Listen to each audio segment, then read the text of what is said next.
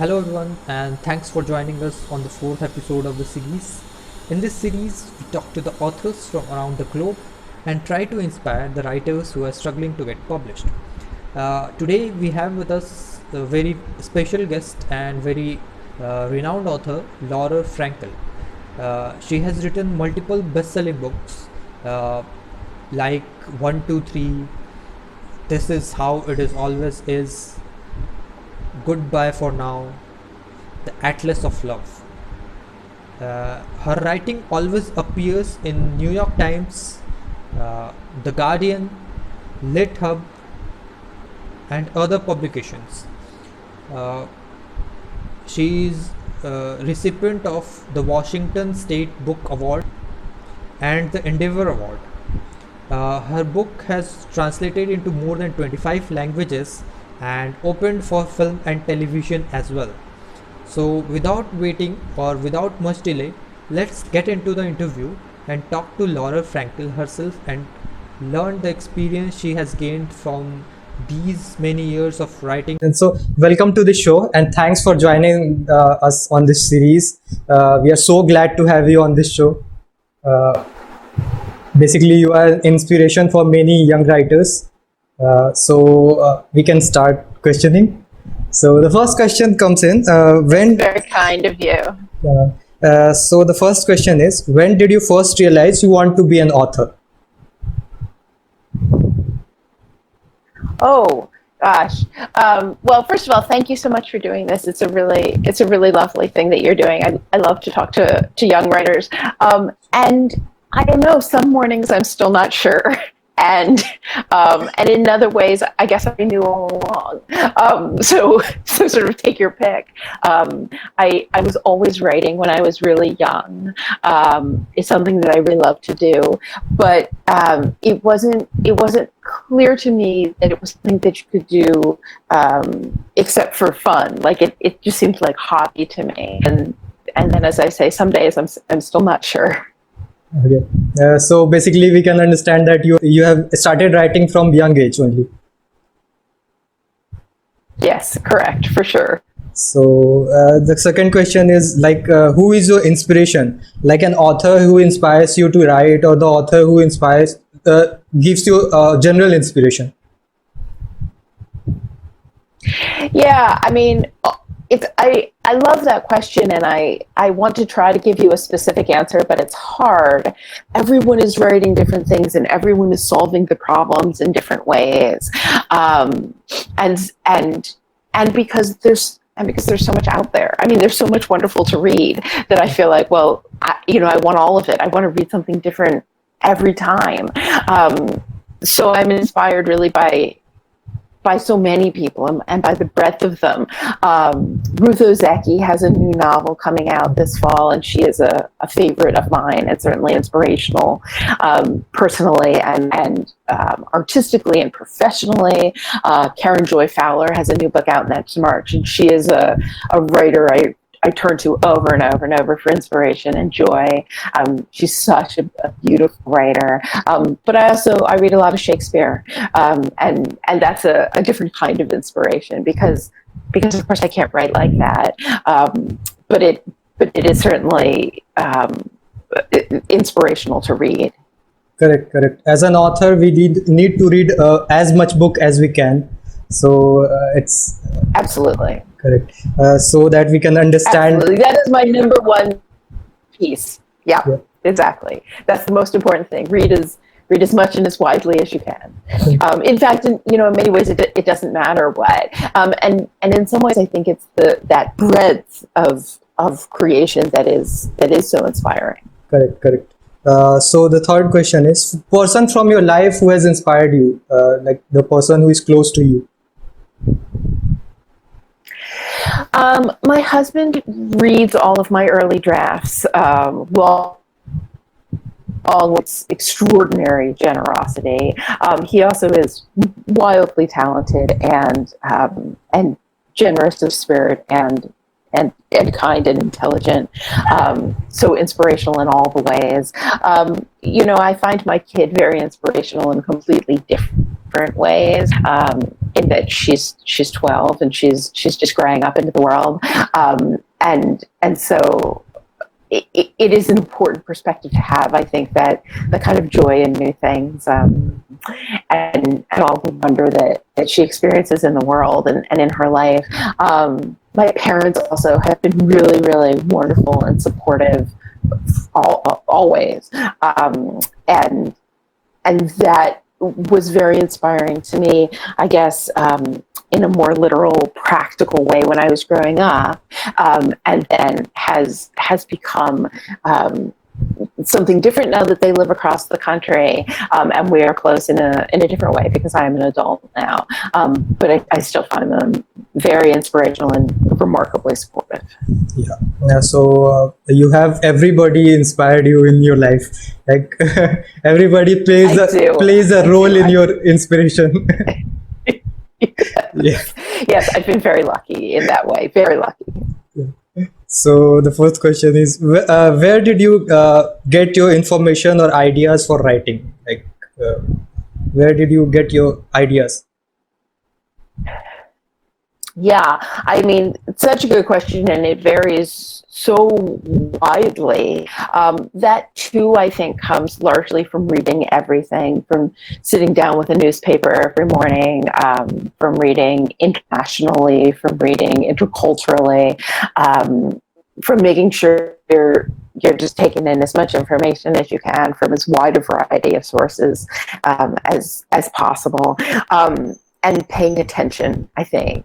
And then most of the ideas kind of go into your brain and then leave again, and some of them get stuck. And you can't stop thinking about them, and you can't stop revisiting them. And they kind of plant themselves and grow slowly into this other thing. And then as far as where that information comes from, it depends on book to book, how much research has to be done in advance, and what that looks like, and where it comes from, and whether it's going to be like book research, you need to go to a library, or no, you can do it on the internet, or no, you need to meet people and you need to talk to people. And so like exactly where it goes from there, I find varies book to book, and also like within the book, the kind of information and research I need to do going in is really different from the kind that I do like later on in the process. So this is a curiosity raised question. So did you read cultural, like travel to different countries, try to understand the culture of those countries, and try to inculcate those cultures in your novels and books? Yeah, I mean, it depends on the book, and what it is that I was trying to do with the book. My new book that I have just written, which is called 1-3, is purposefully set nowhere in particular. We put a little note at the beginning that said this is not a place that you can find on a map. This is some place that I took great pains not to locate, to make sure that you could not locate it. My previous book, This Is How It Always Is, the last third of it takes place in Thailand, and so yeah, I went to Thailand. So I did exactly what you're talking about. A lot of practical research, and also a lot of meeting people and talking to people and looking at different perspectives, and how they would seem to not to me but to the characters I've created. So it depends on the book. Okay, so I have one question. If you want to suggest, what is your suggestion to young writers if they want to start writing? Like at which age they should start? Oh, now. They should start now. Anyone who is interested in starting should definitely start now. Correct. For sure. I mean, it's interesting because it's one of these things where it's never too early. There's not a physical issue there, as there might be with, like, I don't know, a sport where you say like, oh, you're not mature enough yet. Start writing now, like right now. This afternoon, I think, would be a great time to start. And two, so much of writing is reading, and so that too is something that that is my best piece of advice for young writers, people who want to start writing, is actually to sit down and read as much as you can, as widely as you can, as often as you can. As far as like starting a writing practice, sit down and start reading 6 books a week, and then see where you are. And that was something you can do when you're very, very young, and should. It's a wonderful practice. It's wonderful training. It is never too early, and it's really, I think, effectively done for young people. Yeah, I have also met some young people who are good writers. Basically, they are young from me, but they write very better. So Yeah, the next question it's amazing, isn't it, when that happens? Yeah, correct. So the next question is, what did you like to do when you are not writing, like your leisure time? Well, I tell you, there's a lot of parenting, which will take up some time, parenting, and reading. And one of the, I think, occupational hazards is that there stops being a line between reading for pleasure and reading for work, but it's okay because I find it pleasurable enough anyway. So I certainly spend lots of my off hours, reading books, and I love it. But it is also work. But it is also pleasure. And then, like, as to the rest of your question, I don't know. I like to travel, but of course I haven't done any in a year and a half. I used to go to yoga, but now I just do yoga in the bedroom. Life has changed a lot in the last year and a half, and we'll see what it looks like on the other side, I guess. Yeah, sure. I will welcome you in my wedding if I'll marry in future. Okay, wonderful. Thank you. I'll be there. I love that. So the next question is, can you tell your listeners about the ups and downs you have faced during your writing career? Yeah, I mean, that is exactly what it is. I think ups and downs. That's exactly it. It is a roller coaster for sure, and sometimes day to day, and sometimes not in ways that you expect. I personally find the writing part to be the good part. I like drafting. I like revising. I like editing. All of that stuff is really great. Publishing, I find it to be very challenging. That part where it like leaves your hand and goes out into the world is a very different part of. I mean, it's just a completely different skill set, I guess. And it's a strange thing to let something that has lived in your brain for 3 years suddenly live in the world. So I find that transition to be a challenging one. I also will say that I write very bad rough drafts and then make them slowly better, and I don't. And so that is also up and down, but it isn't emotionally up and down because I feel like, well, this is terrible and that's great because there it is, it exists. I have a draft. All I have to do is improve it. And so I find it very heartening, even as it is sort of work-wise, you have good days and less good days. All of the days that are working days, I feel good about. And so I think that that's really valuable. So a question that is coming to my mind, the self-publishing is different from other publishing, or like people can go for self-publishing, but is it successful, or is it not your suggestion for? What's your suggestion? For self-publishing versus traditional correct. publishing? Also, just, boy, there's hugely from person to person. I do not self-publish for lots and lots of reasons. Largely because, how do I want to say this? I find that part of the publishing part of the process is something that I want someone else to be in charge of. I don't know how to pick a cover for a book. Never mind design cover for a book. I don't know how to sell a book. And so I certainly want other people to be involved in that part of it. I think that my editor is a genius. I am lucky to work with her. She improves the books at every stage. That is, she's not just sitting there with a red pen making small changes. She's helping me think about ways it could be bigger and better and wider, and I find that to be invaluable. I love to have a team of people with whom I'm working, and my job is writing the book, and they have all of these other jobs. That is hard in other ways, certainly, and so people who prefer more of that time where it's all in your control, that is one of the things that self-publishing buys you. But it means that you are spending a lot of time doing things besides writing, and I really just want to do the writing.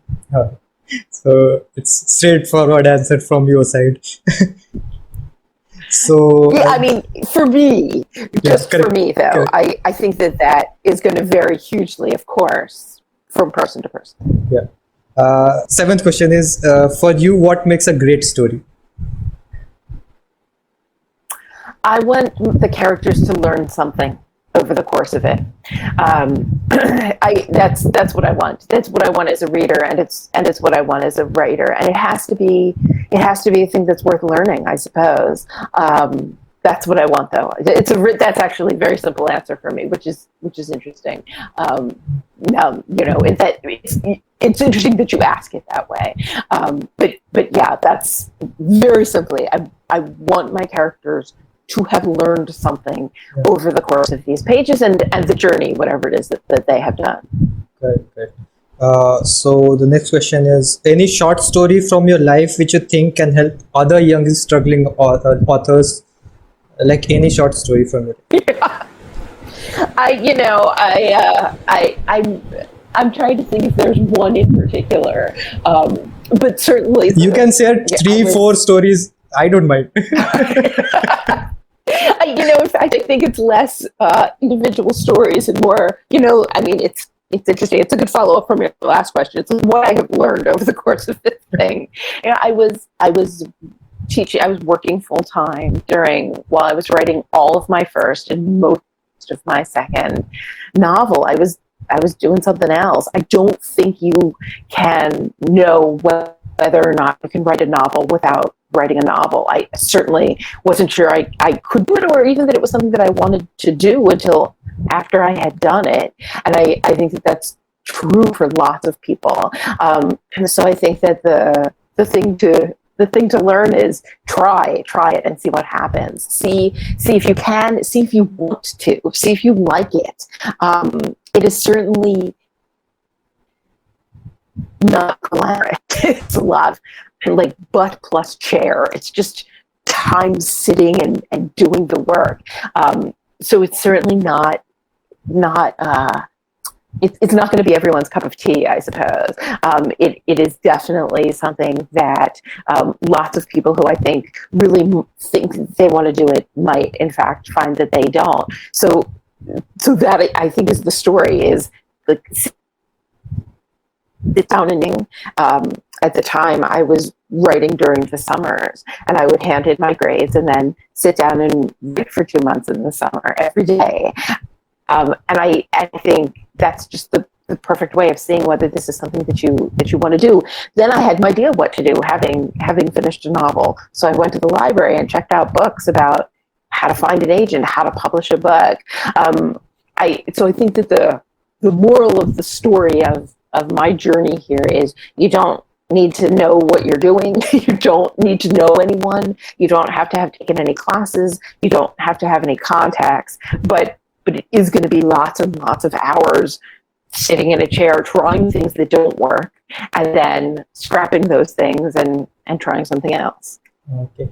So this is a curiosity-based question. So these days, many web series are adapting books. Like they are coming into books for adaptation. Can we see your books getting adapted in future? Like, will you like to? Well, so they're under contract. Oh my God. They have been they're in the pipeline. Whether this will ever happen, I do not know. But maybe they've been auctioned, is what they call it. And for me, that's so out of my hands. It's a completely different thing. It is certainly out of my skill set. So it's nice to be able to watch the kind of Hollywood TV movie business from afar, instead of the publishing business, which I'm so up close with. I don't know. We'll see. We'll find out. Okay. This is like questions are coming in my mind. It's like flowing. So the question is, Awesome. so the question is, are you confined to only Hollywood? Can Bollywood adapt your books? Like Indian? That would be great. I would love that. that would be fantastic. There will be a lot of dancing, lot of singing. Yes. I love dancing and singing. I would love that. I think that's a great idea. I think that's a fantastic idea. I love that idea. Yes. Yeah. I'm trying to think which of my books would be best for Bollywood. I don't know the answer, but I'm going to think about it because that's a really good question. That's a really good question. So the last question is the final parting word for advice for young writers. Read everything. Read everything and try it for a little while. I think it is also interesting that so often the final question is always something that you and I already talked about, because it comes up in just the general course of things. I think that writing is one of those magical things that can be done by almost anyone and tried by many people, and so that's exactly the thing to do. Read everything and sit down and try to write and see how you like it. See what happens if instead of doing it for half an hour, you did it for 3 hours. See what happens if instead of doing it one day a week, you did it every other day. See if you still like it, if it's still fun. And I suppose the other piece of advice I always offer young writers is, of course, it's terrible at the beginning. It's the beginning.